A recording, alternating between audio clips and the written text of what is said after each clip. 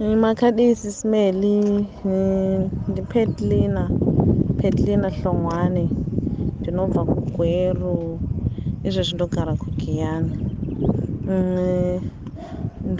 Ndokumbira kubatsirwa kutsvaga bhodhi vangu vanonzi mututuzeli hlongwane kana kuti nondenjwa.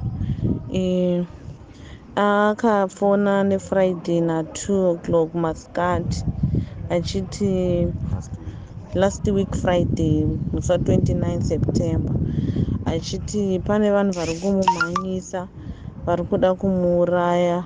Vanzi vari kundimhanyisa nemota kubva makuseni, saka aiti izvezvi ndakamira ipopa achiti ndakamira Pretoria bus terminus. Saka after that foni yakazodropa, I think ndakakatwa neairtime.